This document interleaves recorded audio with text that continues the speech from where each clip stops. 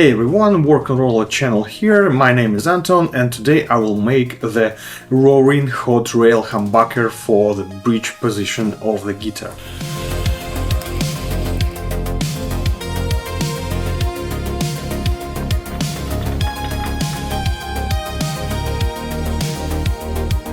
In my previous video I showed you the creation of the neck humbucker, the link will be here. The humbucker was with the middle output.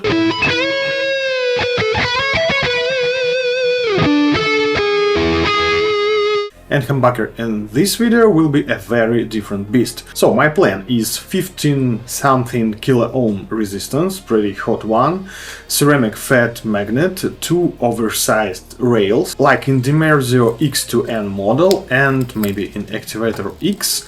The challenge here, the different type of the wire. If you want to make the high output humbucker, you want more coils and wires, but if you use the standard wire, you will stop around 9K or maybe 9.5K. For more wires and for more resistance, you need a thinner wire and more wires on your bobbin. This will be the 44 gauge, the thinnest wire in the pickup building. And you know what? I don't feel it in my fingers until the winder will start and I got some tension on my fingers. That's how thin it is. But at first, a short lesson of history, because one of the first full-sized rail humbuckers was introduced to public, just to think about it, in 1979 by Larry Dimarzio with his X2N model. Rails are used to eliminate string dropout during huge string bends. A rail designed to replace individual pole pieces with continuous metal plates, rails. My prototype will look exactly like that model, cause Dimarzio used those 4.5 fat rails that became the signature look of the pickup. Nowadays, when you see some modern rails, humbuckers, they often have the thin rails, but this bad boy has big chunks of metal, and guess what? It was made to translate this metal, physical metal, into heavy metal, to shake and to rock the old tube amps and to overdrive them faster. Today you have all gain of the world in your phone app or plugin, but in early days you had to crank your old Plexi at maximum volume and overdrive the input. They were implemented exactly for this, for metal and rock. Couple words about famous users of the X2N. Chuck Schuldiner from Death. Vivian Campbell from Dio. The Holy Diver album was recorded with Les Paul and X2N Dimarzio in it. And of course, Mr. Paul Gilbert in Racer X and in his solo career. Phil Collen from Def Leppard and so on, and many others. Let's start. Classic approach with more complicated details. And at start everything went really good, but later, you know, it just snapped. The wire snapped.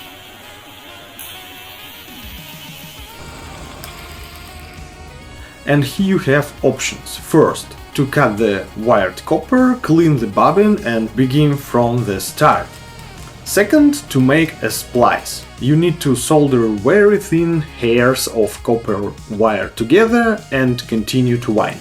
So, this is a test wiring and I need to test everything, so I decided to splice. Very important thing here is a flux. Without it you won't do it, cause you need to solder it in a very thin and precise line. Sorry, I didn't film it cause I was too concentrated on the process, so let's go and let's wind that coil anyway. And what do you think? Camera was off, a couple minutes later it snapped once again. Another splice and another pack of F words for myself. But later the process was like a relaxing meditation, so sometimes it can be relaxing and pleasant.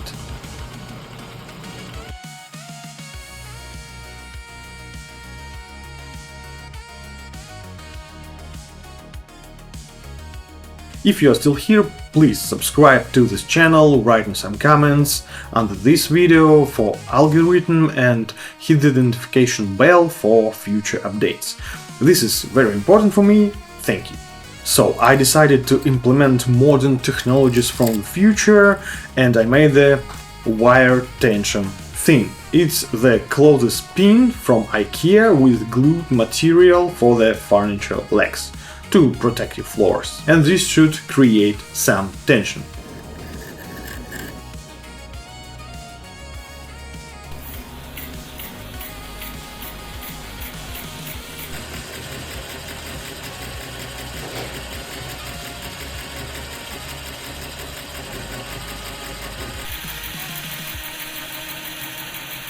And this technology worked excellent, smooth widening process from the very beginning till the end. I'm very impressed by how small thing can make such big improvement and save me some time and nerves.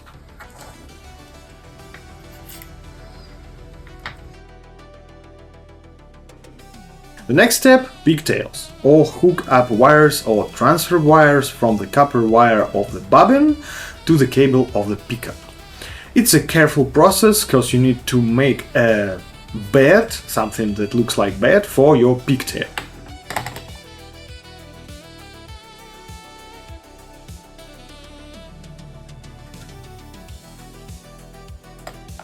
So you apply the tape under the place where a pigtail will be, and after that you solder the tail and you apply one more piece of tape on top of that.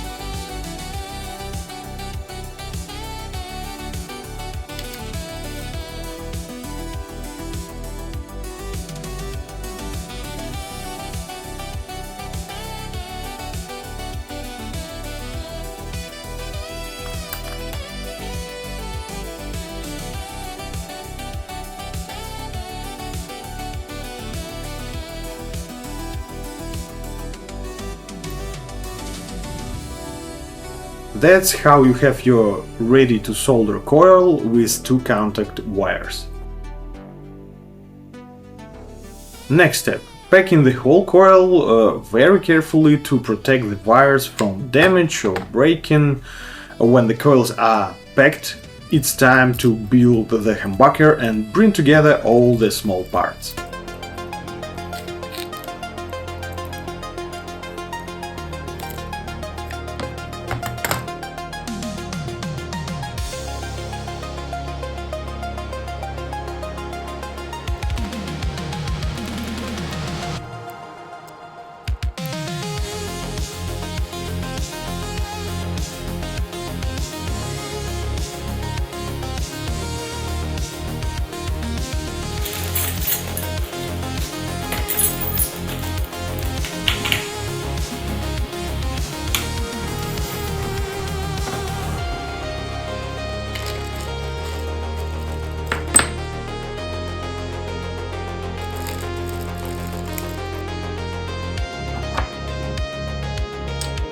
As usual, the compass will show you the south and north poles of the magnet.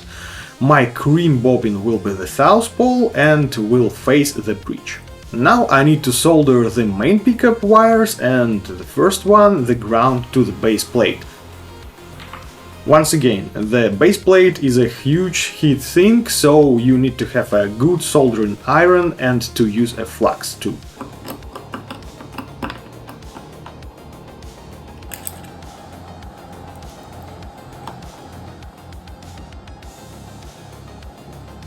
After that, you need to connect the coils between each other and with the pickup main wire. This is more soldering and careful packing of the connection into the center of the humbucker between the bobbins.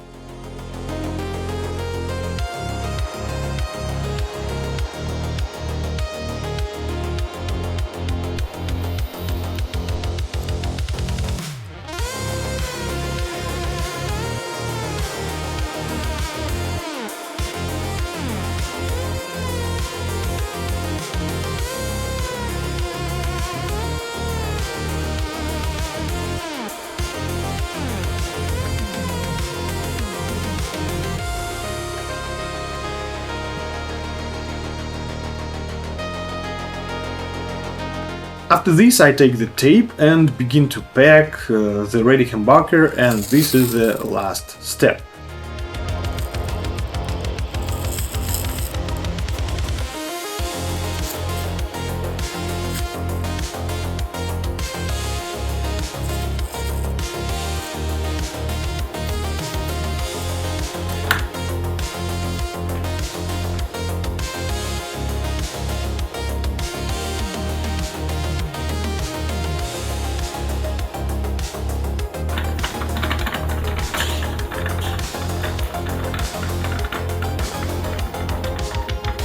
Now you have the working humbucker that shows 15 and 3 kilo ohms. That means everything works and plan was right.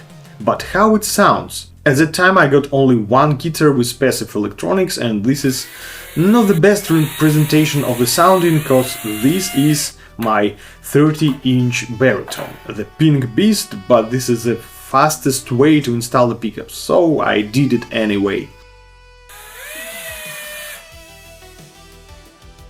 And you have a couple of seconds of test audio just to check my new prototype in the 30-inch baritone.